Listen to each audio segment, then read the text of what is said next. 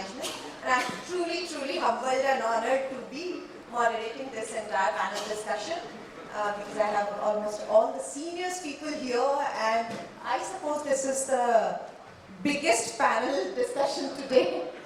Okay, so to start with, the topic on which we have to discuss, it is about inclusive and personalized education and how online platforms enable personalized learning and making the entire education accessible. So starting from Major General Wadhwa, sir, I'm truly honored to be moderating this event because you are the part of this panel discussion. Yeah, so to start with this, sir, I'd like to understand what are the key features you have been using at your esteemed university, the AI and the data analytics enabled platforms or tools which you have been using, by which you are making this entire education very accessible and enabling this entire education accessible to the people, those who are there in remote areas as well. Thank you, thank you so much for asking the difficult question. All the same, this is the biggest challenge today. I've been in the education industry for 18 years now, but prior to that, I was with the Army for 40 years, and prior to that, for 4 years, I was training in the military academy. So we have all sorts of problems, even in the education sector, in the armed forces, where I had an opportunity to be not only being a faculty in education institutions in India, as well as in erstwhile Soviet Union and France.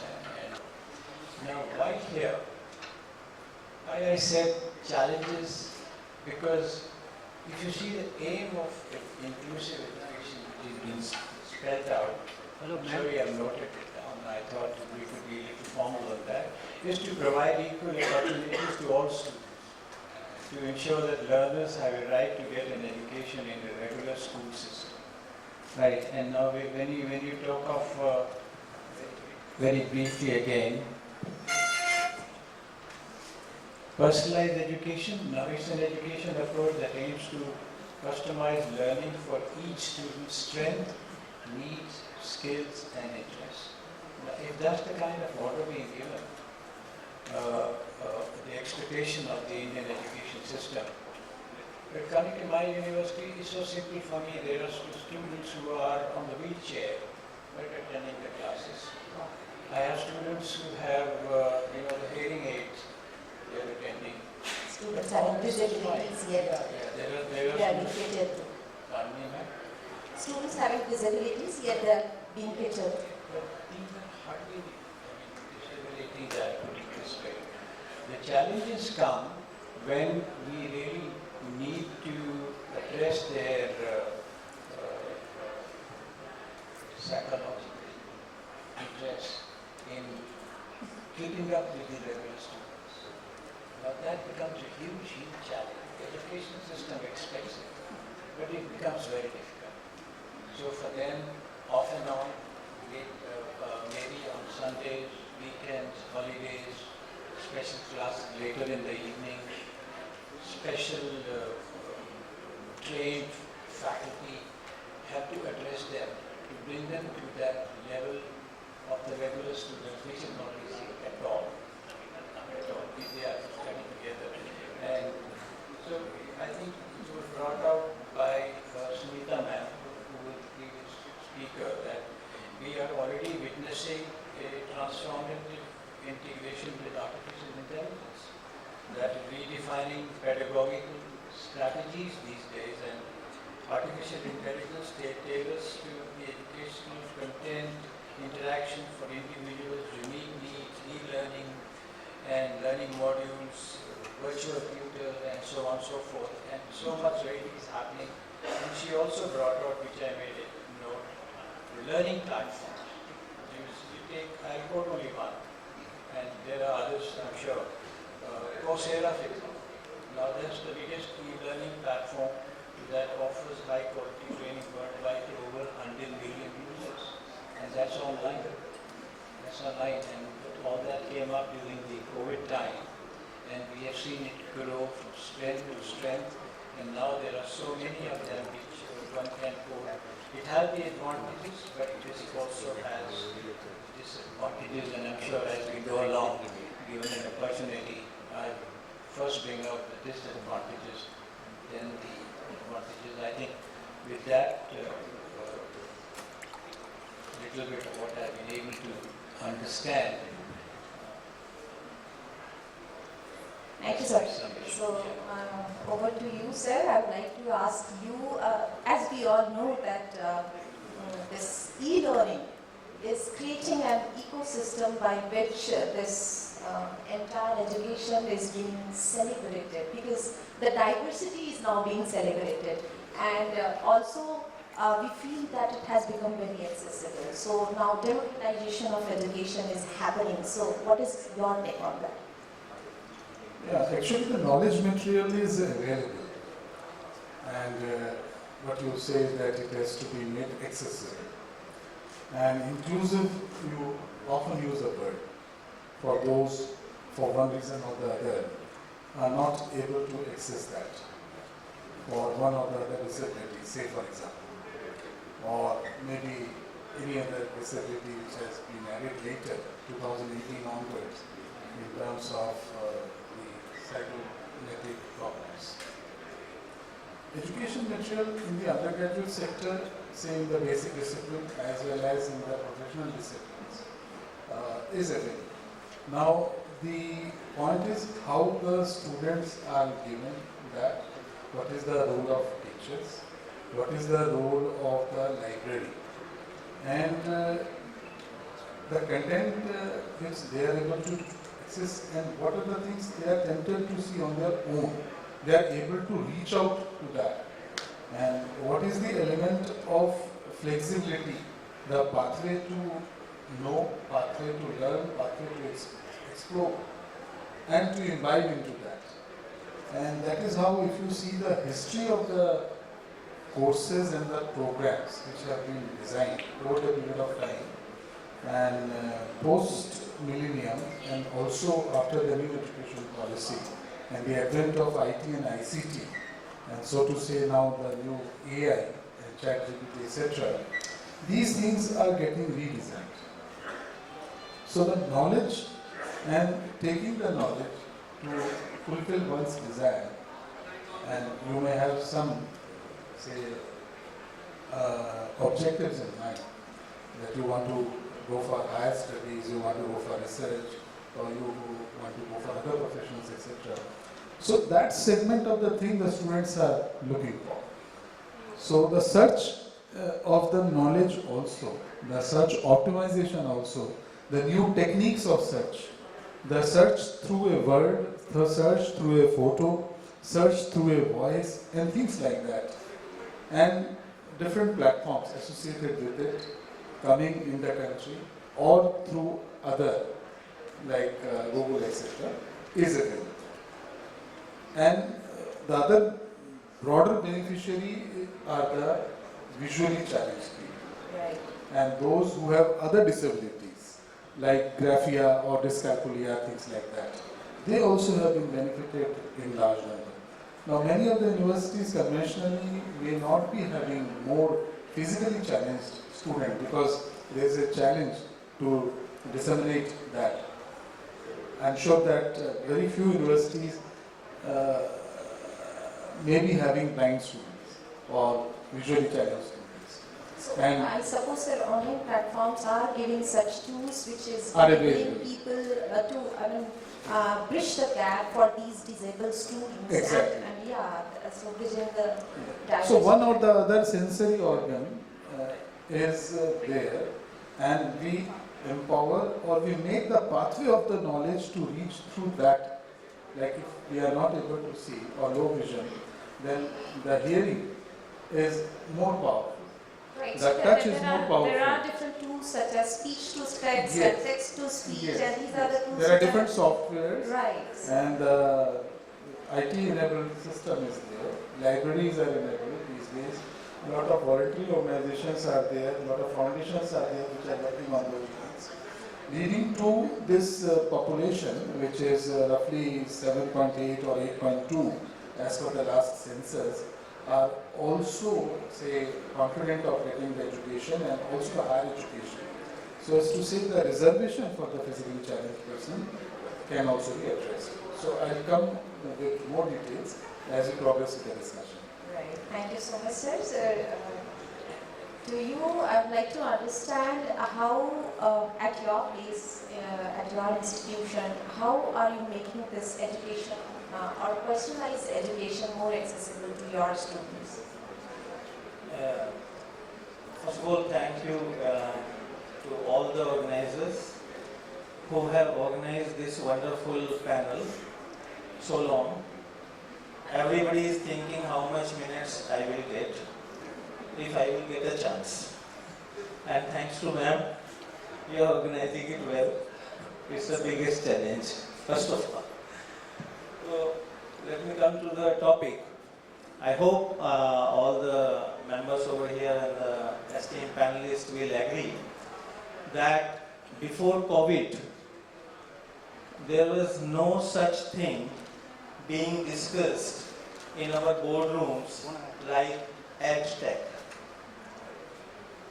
And EdTech companies, whenever visited campus at that time, they did not have any impact on our teaching learning idea, thought process.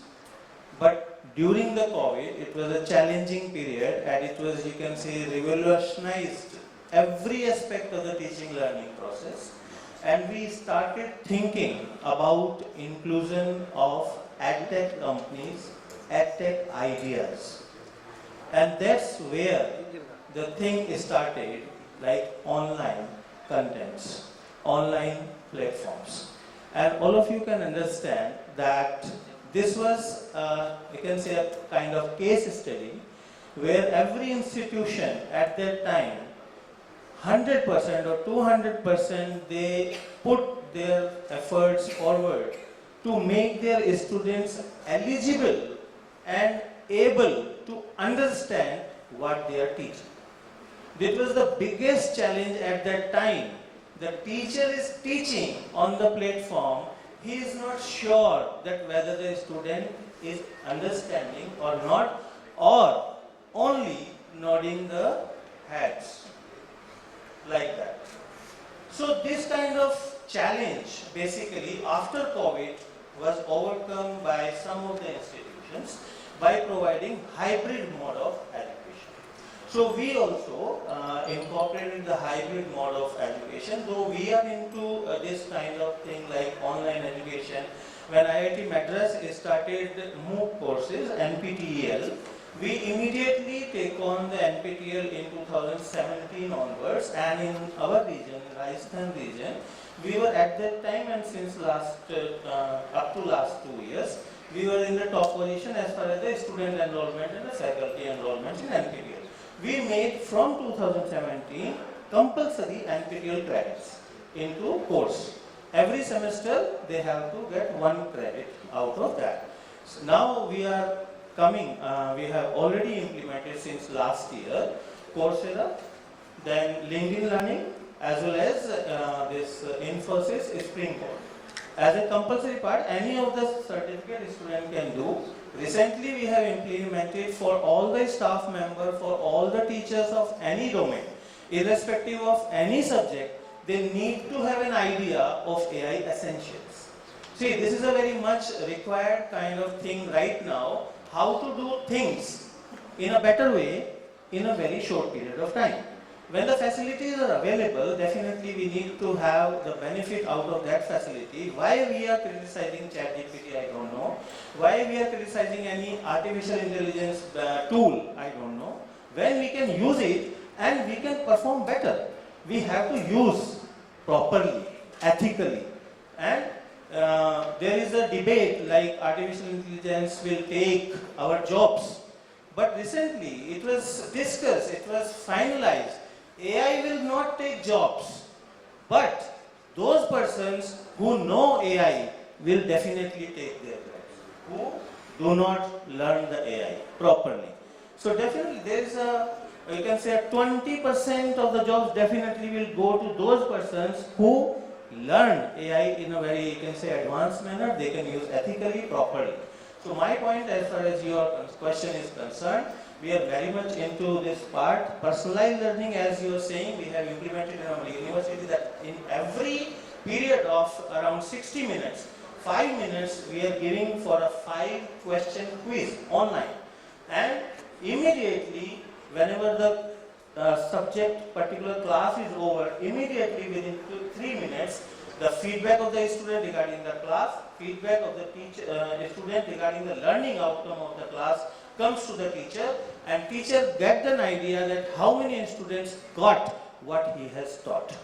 So that is the basic purpose of these tools, and I hope most of the institutions, universities should adopt. Online things are to be there, AI will be there, we have to adopt. Thank you. That's true, that's true. AI will be there. So during pandemic and post-pandemic, we have redefined, redesigned and restructured the entire education system as much as we could have done. And we are continuing with that and aligning with all these EdTech and all platforms. So ma'am, I would like to understand from you, and quickly, because we are running short of time and the time is being displayed there, and we have the longest panel, I suppose, biggest and longest.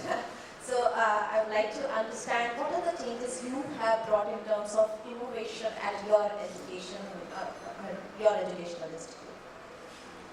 I'm looking at this side, they're looking there, and then I want to give my 2 cents on the question just asked. And I have to see the chit as well to manage it in time. Oh, exactly. So this is just like a ticking time bomb then. Yeah, exactly. So when it comes to our institute, of course, Mr. Sharma has covered so many things, talking about so many different programs that they are adopting, and many of them are similar that we've done at our place too. For example, NPTEL course. So though we are offering a course which is affiliated to University of Mumbai, but still we have added these as value-added courses. So the first thing which is very important for all of us to agree upon and understand is that all the value-added courses that we give apart from the syllabus, which is a prescribed syllabus, and there we do all these innovative pedagogies and implementation of online courses. They are all in the complementary mode. That is, they complement the classroom teaching which is done by faculty. It is. I don't see a future very soon where we will think about anyone trying to replace a faculty. Teachers can never be replaced, right? Not that I'm a teacher, that's why I'm saying it, but then I definitely feel that the kind of creativity, the kind of EQ that we bring to the table. Yesterday I was listening to a program where Javed Akhtar was talking to someone, and he said that you tell AI to write a poem for us. Right. And the poem was such that he was very happy that my job is safe. I have no competition with AI at the moment. So at the same time, when we talk about personalized learning, inclusion of learning, we do it in the sense that yes, students have different needs and they can learn on their own pace. So for example, we are giving them a course on advanced Excel, and that course is a complementary course which we offer through NPTEL to all of them. Similarly, we have signed up an agreement with Maharashtra Knowledge Corporation Limited. So they offer these bite-sized 1 credit course which goes directly into the academic bank of credit for the students. So that one program is given to the student in every semester. And when it comes to artificial intelligence, again, एक कविता की कुछ लाइनें हैं जो कुछ इस तरह है कि क्षमा शोभती उस भुजंग को जिसके पास गरल हो, उसको क्या जो दंतहीन विषहीन विनीत सरल। तो अब हम उसी श्रेणी में हैं जहाँ पर ये सवाल करना कि AI हमारे लिए अच्छा है या नहीं, ये सवाल मायने नहीं रखता क्योंकि हम जानते हैं कि AI है। So we have to. It is not a question of adopting, but then what are the good things that we can learn from it? And those good things can be easily adopted. And we are trying to use that in maybe, for example, giving personalized mock interviews to the students. So those come from AI. Your presenting partner here is NxtWave. I just was speaking to them, and the kind of software, the kind of program that they created, it is amazing. Where there is a psychometric assessment and then there are some interviews which are absolutely personalized based on what the student knows and what kind of interview is he going for. Right. Yeah. So that is how we can entwine online programs, we can entwine AI into our courses. It's truly helpful and it is aiding the education. Yeah. Thank you so much, ma'am. And Dr. Chandrani Singh, I would like to understand from you and that too quickly, that what innovation have you brought in when you are heading the institution and are trying to bring change in the entire education system at your pace? So, thank you, Anamika. Thank you, ObserveNow, and the esteemed panelists who are all here. So, inclusion and personalization with respect to, teaching or learning or coaching or tutoring, with AI as an assistant, with an intelligent tutor as an assistant, with more of specificity, more of, smart search techniques utilized. So with integration of ChatGPT, with integration of, say, expert AI tools as Coursera does, or Udemy does, or EDX does.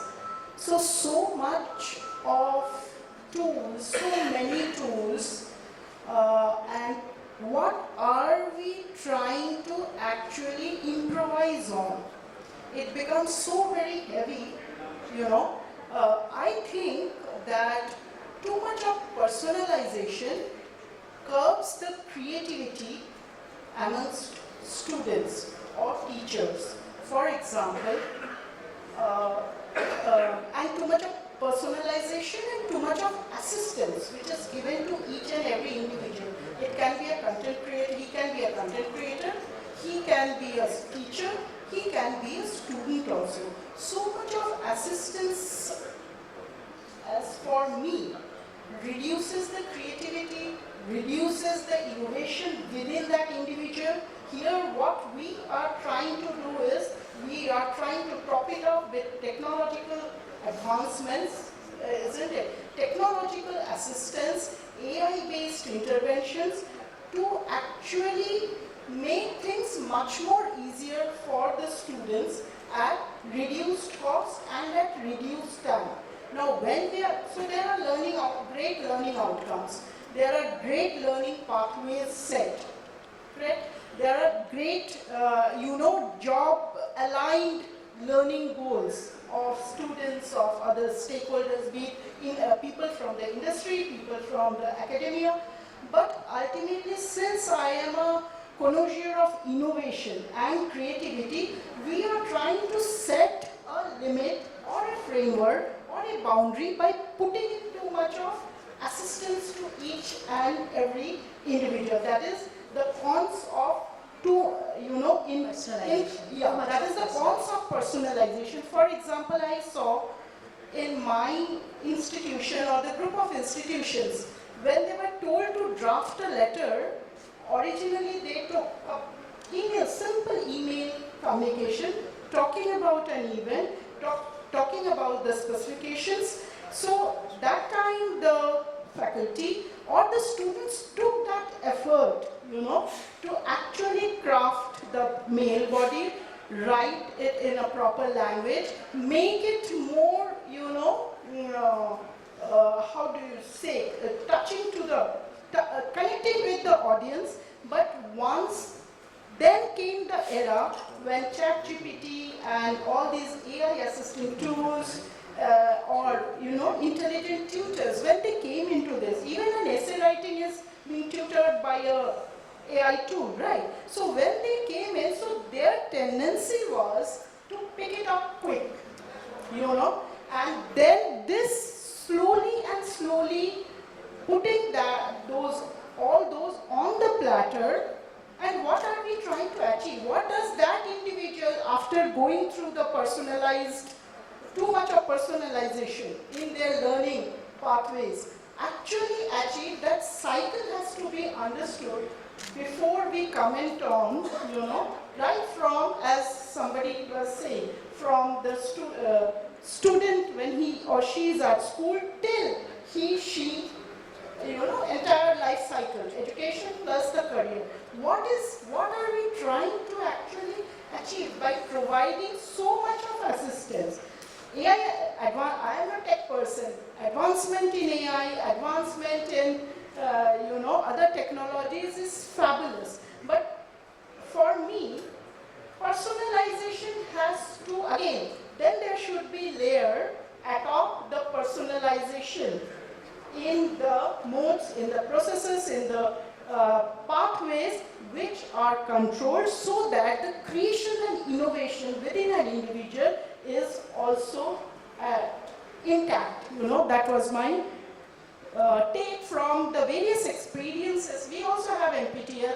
We have mass success in NPTEL in the art programming, that IIT Bombay courses and all. Students are doing phenomenally well in such type of. Thank you so much, ma'am. Thank you so much. And I would like to understand from you, sir, as madam said, that too much of personalization is a cons. Too much of personalization or customization of education should not be done. So would you like to second this thought, or what is your take on this? Actually, since I don't run an education institution, but having worked in companies such as Google, QS, currently work with certain government organizations, I'd like to give a different perspective, which the panel members may not cover. So I'd like to bring in three perspectives here. Primarily around how universities can better use online content. So currently the trend amongst most educational institutions is that they have Coursera, NPTEL, so and so, and students do a certification.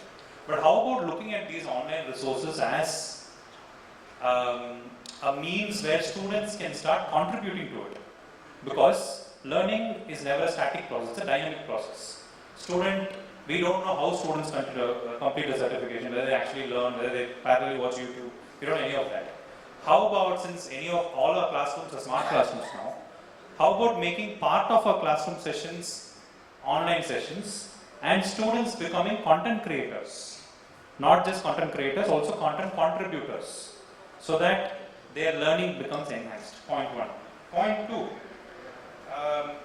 in a bid to reduce the teaching load for teachers, instead of they teaching all the 50 minutes or 1 hour of the session, why don't they replace a part of their teaching session with online videos in the class? And probably doing the job of content aggregators, where the teachers can say that for students at beginner levels, you could watch ABCD videos, intermediate XYZ, and advanced so and so. And then teachers can become more productive while also ensuring that personalized learning reaches the students. And last but not the least, teaching platforms, online teaching platforms, I believe are best done, as I said, as classwork and not as homework. Only then the desired outcomes can be achieved. These are my takes. To say the pre-readings and all that would be there to help the students. Through this online platform, the students can and even these online sessions, online platforms, videos, be part of the classroom session itself. Because there's so much content available free of cost. Some of the best videos I've watched on the internet have actually been free ones. So, and I'm sure there is so much that we haven't explored. So that's my take. Thank you so much, sir. Ma'am, to talk about the presentation which you gave, and it was a wonderful presentation, I must say, but you had talked about hyper-personalization, which was the word which really struck me, and I really liked it. So can you please enlighten us by giving us the insight that whether it is required, or how Chandrani madam is saying that no, too much of personalization is not required for the student, and it is going it is not right for the students. So what is your take on this?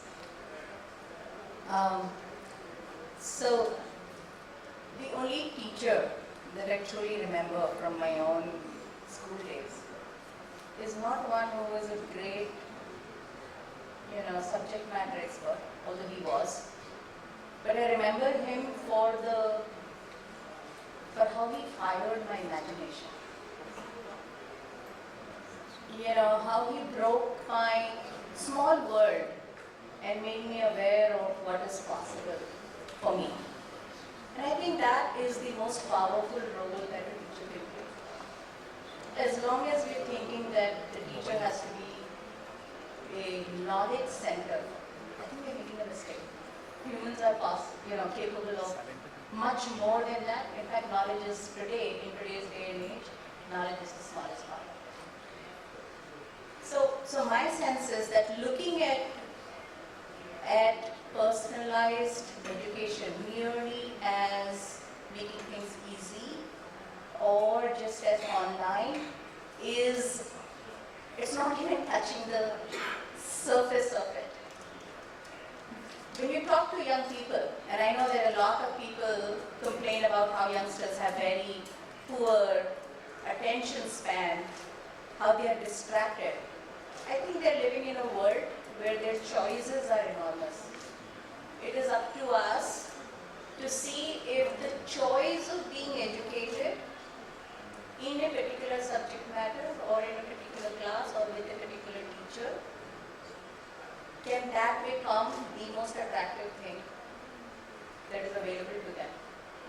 That is, the onus of that rests on educators, not on the young person. The young person, when they are fired about something, will find different ways to get themselves educated. I'll take 3 examples of how we are trying to do this in our using technology. Technology for us is an enabler. It is not about replacing a human. It is about replacing the weakness in the systems that we have. We spent a whole decade trying to build faculty, entrepreneurship faculty. And I can tell you, of the 3,500 odd faculty members that we trained extensively, 150 became really great teachers, entrepreneurship teachers. The rest didn't. Now we could say, let's do more training and more training. I don't think it will solve the problem. So instead, we're saying, what the teacher's role is 2-3-fold. 1 is to motivate, 2 is to enable, right? And 3 is to create the environment where they can exhibit their learning in the most creative manner. For all of these, technology is a great enabler. That's true. As an example, faculty is not available to provide feedback to a student when he or she needs it. Young people are studying at 2 a.m. in the morning these days. They're doing their projects, when the rest of us, particularly older people like, pardon me for saying so, that are around here, are all sleeping, right? They need feedback when they're actually doing the work that they are doing. You're not available to give it to them. You'll never be available to give it to them. And with no feedback, do they do better work or worse work? We all know it is worse. AI is a great enabler for that. Particularly, and I'm not talking Chatterjee by the way, I'm talking of contextualized, state-specific, depth-specific, subject-specific, and within the subject, interest-specific, personalized feedback and support. That's something that AI can do and it can do very effectively. Does that lower the burden of the teacher? Yes, it does. Does that bring better work in the classroom? Yes, it does.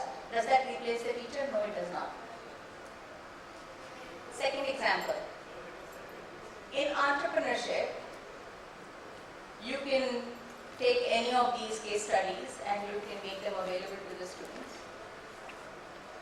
Let's say that a teacher has taken a food tech company as a case study in the classroom. You have 30 people sitting in the classroom. You may have 20 sectors of interest there, personal interest. So while food tech is being explained, my mind, because I'm interested in health, is wavering off into other areas. Again, personalized case studies. That's something that you can actually do using AI tools. Again, does that mean that case studies should not be discussed? They should be discussed. But does that mean that the teacher has to be the propagator of that? No. In fact, in our classrooms, teams of 3 work in their own personalized areas, on their own ideas. They look at their own, examples in their own system and so on.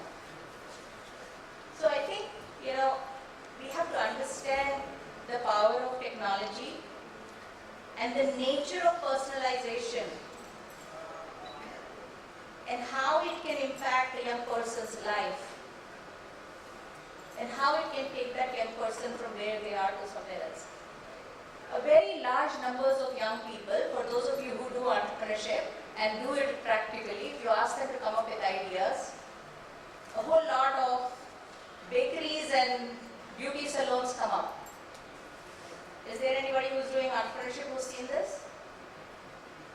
Why does this happen? Because a 19-year-old who's coming from a tier 3 city is not that exposed. They don't sit and have conversations with real startups. Their parents are not talking about what is the next big opportunity. They're only worrying about where am I going to get my next job. That's the only conversation that they are exposed to. So when you are not exposed, your imagination only goes that far. How will you expose that? How will that one teacher expose students to 20 different sectors that they are interested in? If you don't use technology, how is that going to happen? And does that mean that we're going to send out our young people into the world in a very limited manner? I can go on with multiple examples, but I think you get the point. Thank you so much, ma'am. Thank you. To you, sir, I have a different question based on different indicators which are to be discussed in this panel discussion. I would like to understand, sir, what are the financing options available for us, or it is available to the educators or the educational institutions by which we can make this education very accessible to all the students, and we can make this education more democratized. And in this esteemed gathering of academicians, think tank leaders, so I guess I'm the odd one out. So I represent, while it's an important work which my company does, we stitch the education journey by providing the education financing. So I represent Advanced Financial Services. It's India's second largest education finance company. So the company is dedicated to empower every deserving Indian student to pursue their education opportunities or education pursuits by making their education financing seamless and affordable. So that is what we have been doing since last 10 years. And since last 10 years, we would have empowered 47,000 Indian students who would have or are still pursuing overseas education finance. We also have business segments which fund school and colleges in India for capex growth, as well as we also fund Indian students who are pursuing domestic education, be it undergrad or postgrad, or also new skills through skilling through NSDC, and of course through executive education. So this is a broader business segments which we have. So before I move to the specific answer, ma'am, I'll just refer to what ma'am was saying and just add 2 points there. I'll quote the World Economic Forum report, which was out in 2022, which said that the education outcome can be increased by 20-25% if the adaptive learning methodology, the micro-adaptive models are used, the technology is used to create a personalized learning path. So probably that is a point which has largely been endorsed by the think tank organizations, and in fact the real-time technology-led performance feedbacks also increases the performance by 50%. So that is also one of the part of that report. So probably we can say that this is the need, as ma'am also said, that हमें ये नहीं सोचना कि वो अच्छा करेगा बुरा करेगा, ये है, that is more important, and it is now validated by most. So that was my bit on the adaptive learning part. If talking specifically about what are the financing opportunities or financing products available, so the business segments I talked about, but talking about the customer-centric products, I would say the product remains very simple, very same. Our principle of delivering the financial or credit products are that the product has to be very, very convenient to use. It has to reach the last mile, and the pricing has not to be user-based. It cannot be user-based pricing. With these 3 principles in mind, what we have created an ecosystem. We are very integrated in education ecosystem, wherein customer can do their DIY journeys, do-it-yourself journeys. They can apply for a loan to us. We use host of tech-enabled features like 𝐏𝐞𝐫𝐬𝐳𝐷, digital signatures, which we call e-sign, video PDs, and then basis which we onboard a customer in a very short span of time. We have thousands of SKUs which are there to basically fulfill each and every customized education pursuits, be it domestic or be it overseas. Thank you so much, sir. Over to you, sir. And since we are running short, it's time up. So I would like to understand from you, what is your take on whatever all of us have said? Thank you. Yeah, so it's a lovely job of summarizing in a way. Yes. Okay, see, my view is that personalization, and I'm talking as a teacher, personalization is something which is not really new. It's been happening for centuries in our country. The Guru Shishya Parampara is actually one-to-one, which has been going on for centuries. But over the years and over the centuries, what has happened is, as we expanded, we got more and more removed from the core. This is exactly similar to what is happening in the corporate world. A startup knows its customers 1, 2, and 3. He knows it by the back of his hand. But when we are talking of more than, as the company grows, we go further and further from the customer, from the core of the business of the corporate. The same is true in education also. The core person, the key protagonist, if you say, is the student. We all exist for the student. And we are moving further and further away. Technology helps us do that. I'll give you a specific example. I myself have been running a course which is involving over 2,000 students from around the world with universities in the US, Europe, Japan, India, and it was an experiment. It started off as just an experiment. Education is about experimentation. Education is about failure also. You should fail, and that's the way you learn. Get up and learn again. So this was an experiment which we tried out, and slowly it started to expand. We involved more and more universities around the world, and subsequently this experiment became a published paper, and also it won the best symposium at the world famous Academy of Management conference. Academy of Management is where Peter Drucker and others have been presidents actually. So that's the level. So the point is, when you have 2,000 students, it's impossible for me to know each and every student like I know when I meet you people, individual. But teaching is not exactly coaching. A coach definitely will do that. But a lot has to come from the student himself. And the learning management system, which is often used in such MOOC kind of courses as Sir mentioned, also has an intelligent algorithm behind. So it helps me as a teacher to identify which student is kind of bright, which student needs more inputs. Again, a good teacher will know very easily, because even in an online situation, like an offline situation, a student who is participating, he asks questions, he challenges the teacher. We love such students, because then I know I'm getting across. I'm spending my time nicely. But if I have a student who's not asking me, either he's indifferent, right, or he's not understanding, which is worse. So, as a teacher, I'm somehow able to know, even in online space, and that again depends on the experience of the teacher. So that is my take on personalization. I still believe that personalization is not about machines or a technology becoming or helping somebody become personal. It's not a machine talking to a student. Ultimately, it is the teacher who will have to do it using technology. That is one. The second input I'd like to give you is more and more, there are many logistical challenges when you handle a MOOC course. But there are schools, for example, there's a very interesting example of the European Institute of Management and Business.